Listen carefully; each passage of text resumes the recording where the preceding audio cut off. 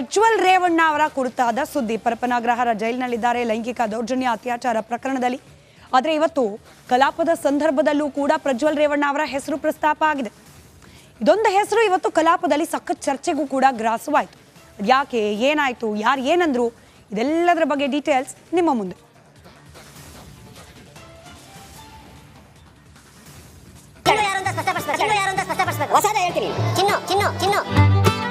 ಚಿನ್ನು ಯಾರಂತ ಆಮೇಲೆ ಹುಡುಕೆ.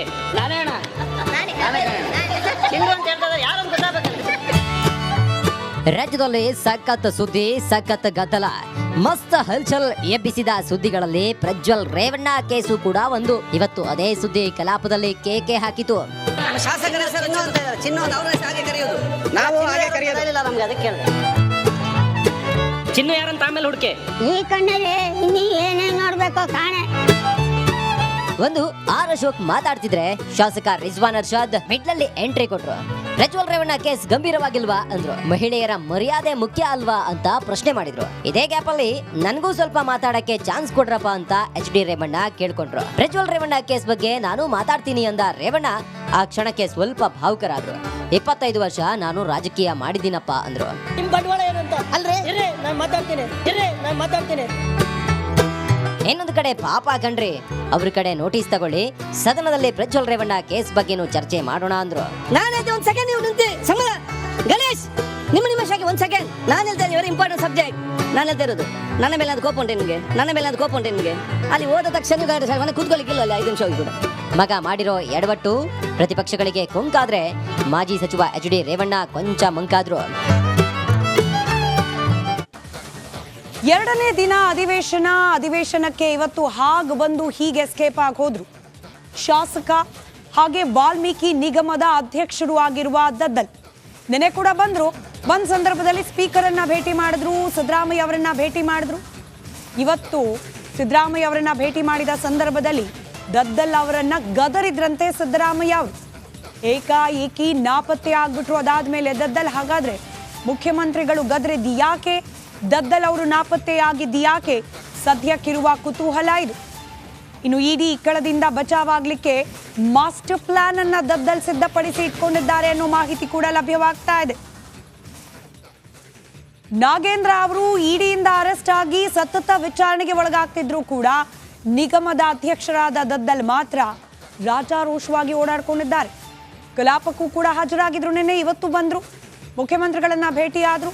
ಮುಖ್ಯಮಂತ್ರಿಗಳು ಗದರಿದ್ದೇ ತಡ ವಿಧಾನಸೌಧದಿಂದ ನಾಪತ್ತೆ ಆಗಿದ್ದಾರೆ ದದ್ದಲ್.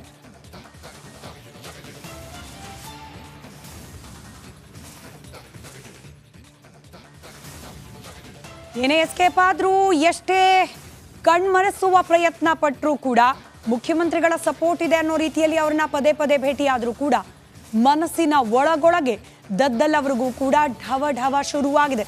ಇವತ್ತಲ್ಲ ನಾಳೆ SIT ಅಥವಾ ED ವಿಚಾರಣೆಗೆ ಹಾಜರಾಗಲೇಬೇಕು ಅನ್ನೋದು ದದ್ದಲ್ ಅವರಿಗೂ ಗೊತ್ತಿದೆ. ಹಾಗಾದ ಸಂದರ್ಭದಲ್ಲಿ ಅರೆಸ್ಟ್ ಆಗ್ಬಿಡ್ತೀನಾ, ಬಂಧನದ ಭೀತಿ ದದ್ದಲ್ ಅವರನ್ನು ಕೂಡ ಕಾಡ್ತಾ ಇದೆ. ಇದಕ್ಕೆ ಸಂಬಂಧಪಟ್ಟಂತೆ ಒಂದು ವರದಿ ಇದೆ, ಗಮನಿಸಿ.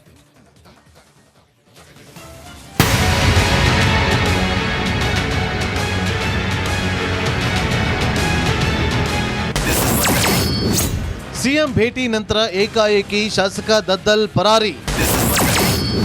ವಾಲ್ಮೀಕಿ ನಿಗಮ ಕೇಸ್ನಲ್ಲಿ ಕೈ ತಪ್ಪುತ್ತಾ ಅಧ್ಯಕ್ಷಗಿರಿ.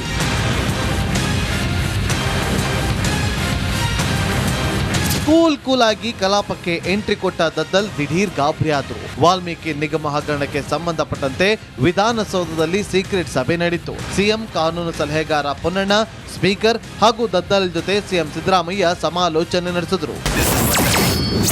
ಇಡಿ ನೋಟಿಸ್ ಬಂದಿದ್ಯಾ ದದ್ದಲ್?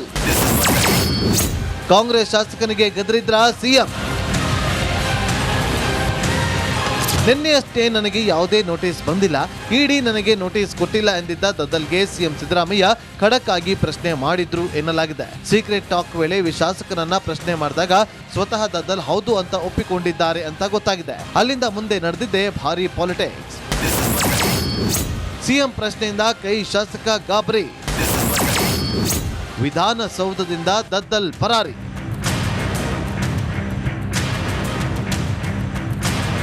ಇಡಿ ಅಧಿಕಾರಿಗಳಿಂದ ಬಂಧನ ಭೀತಿ ಎದುರಿಸುತ್ತಿರುವ ಶಾಸಕ ದದ್ದಲ್ ಏಕಾಏಕಿ ವಿಧಾನಸೌಧ ಅಂಗಳದಿಂದ ಪರಾರಿಯಾದ್ರು. ಮಾಧ್ಯಮಗಳ ಕಣ್ತಪ್ಪಿಸಿ ಲಿಫ್ಟ್ನಲ್ಲಿ ಎಸ್ಕೇಪ್ ಆದ್ರು. ಇನ್ನು ಇಷ್ಟೆಲ್ಲ ಬೆಳವಣಿಗೆ ಮಧ್ಯೆ ವಾಲ್ಮೀಕಿ ನಿಗಮ ಮಂಡಳಿ ಅಧ್ಯಕ್ಷ ಸ್ಥಾನಕ್ಕೆ ಶಾಸಕ ದದ್ದಲ್ ರಾಜೀನಾಮೆ ಕೊಡ್ತಾರಾ? ಮುಜುಗರದಿಂದ ತಪ್ಪಿಸಿಕೊಳ್ಳಕ್ಕೆ ಸರ್ಕಾರ ಇಂತಹದೊಂದು ಟಪ್ಪಣೆಯನ್ನ ಹೊರಡಿಸುತ್ತಾ ಅನ್ನೋದು ಸದ್ಯ ಕುತೂಹಲ ಕೆರಳಿಸಿದೆ.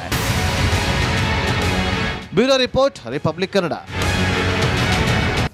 ಹಾಗಾದ್ರೆ ದದ್ದಲ್ ಅವರ ಮುಂದಿರುವ ಆಯ್ಕೆ ಏನು? ಹೀಗೆ ಎಷ್ಟು ದಿನ ಕಣ್ತಪ್ಪಿಸ್ಕೊಂಡು ಮಾಧ್ಯಮಗಳಿಂದ ತಲೆಮರೆಸ್ಕೊಂಡು ಓಡಾಡ್ತಾ ಇರಬಹುದು ದದ್ದಲ್ ಅವರು?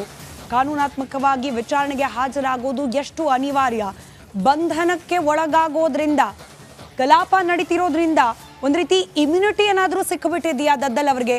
ಇದೆಲ್ಲದಕ್ಕೆ ಸಂಬಂಧಪಟ್ಟ ಒಂದಷ್ಟು ಅಂಶಗಳನ್ನು ಗಮನಿಸ್ತಾ ಹೋಗೋಣ. ವಾಲ್ಮೀಕಿ ನಿಗಮ ಹಗರಣ ಕೇಸ್ನಲ್ಲಿ ಹಾಗಾದ್ರೆ ಮುಂದಿರುವ ಮಾರ್ಗ ಏನು ಅನ್ನೋದಕ್ಕೆ ಸಂಬಂಧಪಟ್ಟಂತೆ SIT ಹಾಗೆ ಇಡಿ ಸದ್ಯಕ್ಕೆ 2 ಇಲಾಖೆಯೂ ಕೂಡ ವಿಚಾರಣೆ ನಡೆಸ್ತಿರೋದ್ರಿಂದ ಈ ವಿಚಾರಣೆಗಳಿಗೆ ಹಾಜರಾಗೋದು ಅನಿವಾರ್ಯ. ವಿಚಾರಣೆಗೆ ಕರೆದಾಗ ಹೋಗದೆ ಹೋದ್ರೆ ವಿಚಾರಣೆಗೆ ಹಾಜರಾಗಿಲ್ಲ ಅನ್ನೋ ಕಾರಣದಿಂದಲೇ ಬಂಧಿಸುವ ಸಾಧ್ಯತೆ ಕೂಡ ಇದೆ. ಆದರೆ ಸದನದ ಹೆಸರಲ್ಲಿ ವಿಚಾರಣೆಗೆ ಹಾಜರಾಗೋಕೆ ಟೈಮ್ ಅನ್ನ ಕೇಳುವ ಅವಕಾಶ ಇದೆ. ನಿನ್ನೆಯಷ್ಟೇ ನಾವು ಗಮನಿಸಿದ್ವಿ, ಜನಪ್ರತಿನಿಧಿಗಳ ನ್ಯಾಯಾಲಯಕ್ಕೆ ನಾಗೇಂದ್ರ ಅವರ ಪರ ವಕೀಲರು ಈ ಬಗ್ಗೆ, ಅಂದ್ರೆ ಸದನದ ಕಲಾಪದಲ್ಲಿ ಹಾಜರಾಗಲಿಕ್ಕೆ ಅವಕಾಶವನ್ನ ಮಾಡಿಕೊಡುವ ಬಗ್ಗೆ ಅರ್ಜಿಯನ್ನ ಹಾಕುವ ಸಿದ್ಧತೆಯನ್ನ ಮಾಡ್ಕೊಳ್ತಿದ್ದಾರೆ ಅಂತ ಹೇಳಿ. ಒಬ್ಬ ಜನಪ್ರತಿನಿಧಿ, ಅದರಲ್ಲೂ ಚುನಾಯಿತ ಶಾಸಕ ಸದನದ ಕಲಾಪಗಳಿಗೆ ಹಾಜರಾಗಬೇಕು ಅನ್ನೋದು ನಿಯಮ. ಹೀಗಾಗಿ ಈ ವಿಚಾರಣೆಗೆ ಹಾಜರಾಗೋ ಸಂದರ್ಭದಲ್ಲಿ ಕಲಾಪದಲ್ಲಿ ಹಾಜರಾಗ್ಲಿಕ್ಕೆ ಸಾಧ್ಯ ಆಗೋದಿಲ್ಲ. ಹೀಗಾಗಿ ಕಲಾಪದ ಸಂದರ್ಭದಲ್ಲಿ ವಿಚಾರಣೆಗೆ ಕರಿಬೇಡಿ ಅಂತ ಹೇಳಿ ಕಾನೂನಾತ್ಮಕವಾಗಿ ಇರುವಂತಹ ಕೆಲವೊಂದಷ್ಟು ಆಪ್ಷನ್ಗಳನ್ನು ಬಳಸ್ಕೊಳ್ಳೋ ಸಾಧ್ಯತೆ ಇದೆ ದದ್ದಲ್ ಅವರು.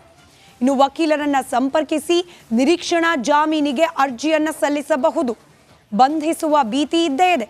ಇಡಿ ಅಥವಾ SIT ಎರಡರಲ್ಲಿ ಒಂದು ತನಿಖಾ ಸಂಸ್ಥೆಗಳು ವಾಲ್ಮೀಕಿ ನಿಗಮದ ಹಗರಣಕ್ಕೆ ಸಂಬಂಧಪಟ್ಟಂತೆ ತನ್ನನ್ನು ಬಂಧಿಸಬಹುದು ಅನ್ನೋದು ದದ್ದಲ್ ಅವರಿಗೂ ತಿಳಿದಿರೋ ವಿಚಾರ. ನಾಗೇಂದ್ರ ಅವರ ಬಂಧನ ಆದ ಮೇಲಂತೂ ಈ ಭಯ ಮತ್ತಷ್ಟು ಹೆಚ್ಚಾಗಿದೆ. ಹೀಗಾಗಿ ಅರೆಸ್ಟ್ ಆಗೋದ್ರಿಂದ ತಪ್ಪಿಸಿಕೊಳ್ಳುವ ಸಲುವಾಗಿ ನಿರೀಕ್ಷಣಾ ಜಾಮೀನಿಗೆ ಅರ್ಜಿಯನ್ನ ಕೂಡ ಸಲ್ಲಿಸುವ ಸಾಧ್ಯತೆ ಇದೆ. ಇನ್ ಕೇಸ್ ಬಂಧನಕ್ಕೂ ಮೊದಲೇ ನಿರೀಕ್ಷಣಾ ಜಾಮೀನು ಸಿಕ್ಕಿಬಿಟ್ರೆ ಅಲ್ಲಿಗೆ ದದ್ದಲ್ ಅವರು ಒಂದು ಹಂತಕ್ಕೆ ಸೇಫ್ ಆಗ್ತಾರೆ. ಈವರೆಗೂ ವಿನಾಕಾರಣ ಯಾವುದೇ ವಿಚಾರಣೆಗೆ ದದ್ದಲ್ ಅವರು ಗೈರಾಗಿಲ್ಲ. ಕರೆದಾಗೆಲ್ಲ ಹೋಗಿದ್ದೀನಿ ಅನ್ನೋದನ್ನ ಬಹಳ ಅಚ್ಚುಕಟ್ಟಾಗಿ ನಿಭಾಯಿಸ್ತಿದ್ದಾರೆ, ತೋರಿಸ್ತಿದ್ದಾರೆ ಕೂಡ. ಇದೇ ಅಂಶವನ್ನ ಮುಂದಿಟ್ಕೊಂಡು ನಿರೀಕ್ಷಣಾ ಜಾಮೀನಿಗೆ ಅರ್ಜಿಯನ್ನ ಸಲ್ಲಿಕೆ ಮಾಡುವ ಸಾಧ್ಯತೆ ಕೂಡ ಇದೆ. ನಿರೀಕ್ಷಣಾ ಜಾಮೀನು ಪಡೆದ್ರೆ ಬಂಧನದ ಭೀತಿಯಿಂದ ತಾತ್ಕಾಲಿಕವಾಗಿ ಮುಕ್ತಿ ಸಿಗೋ ಸಾಧ್ಯತೆ ಇದೆ. ಕಲಾಪ ನಡೀತಿದೆ, ಹೀಗಾಗಿ ಅರೆಸ್ಟ್ ಮಾಡ್ಲಿಕ್ಕೆ ಸಾಧ್ಯವೇ ಇಲ್ವಾ ಅಂತ ಕೇಳಿದ್ರೆ ಖಡಾಖಂಡಿತವಾಗಿಯೂ ಅಲ್ಲ. ಕೇವಲ ಕಲಾಪ ನಡೀತಿದ್ದ ಹೋಗಬೇಕು ಅಂತಂದ್ರೆ ಸ್ಪೀಕರ್ ಅನುಮತಿ ಬೇಕಾಗತ್ತೆ. ಹೀಗಾಗಿ ಅದನ್ನು ಹೊರತುಪಡಿಸಿ ಬಂಧನದಿಂದ ಮುಕ್ತಿಯನ್ನ ಪಡೆದುಕೊಳ್ಳಿಕ್ಕೆ ಏನೆಲ್ಲ ಸಾಧ್ಯವೋ ಆ ಎಲ್ಲ ಮಾರ್ಗಗಳನ್ನು ಪರಿಶೋಧಿಸುತ್ತಿದ್ದಾರೆ ವಾಲ್ಮೀಕಿ ನಿಗಮದ ಅಧ್ಯಕ್ಷ ಹಾಗೆ ಶಾಸಕ ಬಸನಗೌಡ ದದ್ದಲ್. ಇನ್ನು ಇದೇ ವಾಲ್ಮೀಕಿ ಹಗರಣಕ್ಕೆ ಸಂಬಂಧಪಟ್ಟಂತೆ 2ನೇ ದಿನದ ಅಧಿವೇಶನದಲ್ಲೂ ಕೂಡ ಗಲಾಟೆ ಗದ್ದಲ. ಅದರಲ್ಲೂ DK ಶಿವಕುಮಾರ್ ಹಾಗೆ ಅಶ್ವಥ್ ನಾರಾಯಣ್ ಒಂದು ಹಂತಕ್ಕೆ ಮಾತಿಗೆ ಮಾತು ಬೆಳೆಸಿ ಈ ಹಗರಣಗಳ ಪಿತಾಮಹ ಯಾರು ಅನ್ನೋದ್ರ ಬಗ್ಗೆ ಚರ್ಚೆಗೆ ಇಳಿದ್ಬಿಟ್ರು. DK ಶಿವಕುಮಾರ್ ಹಾಗೆ ಅಶ್ವಥ್ ನಾರಾಯಣ್ ನಡುವೆ ಭಾರೀ ಪೈಪೋಟಿ, ವಾಕ್ ಪ್ರಹಾರ.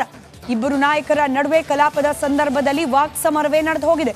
ಅಶ್ವಥ್ ನಾರಾಯಣ್ ಹಗರಣಗಳ ಪಿತಾಮಹ ಅಂತ DK ಶಿವಕುಮಾರ್ ಹೇಳಿದ್ದಾರೆ. ಇದಕ್ಕೆ ಪ್ರತ್ಯುತ್ತರವಾಗಿ ನೆಲಕ್ಕೆ ಬಿದ್ದರೂ ಕೂಡ ಮೀಸೆ ಮಣ್ಣಾಗ್ಲಿಲ್ವಾ ಅಂತ ಅಶ್ವಥ್ ನಾರಾಯಣ್ ಪ್ರಶ್ನೆ ಮಾಡಿದ್ದಾರೆ.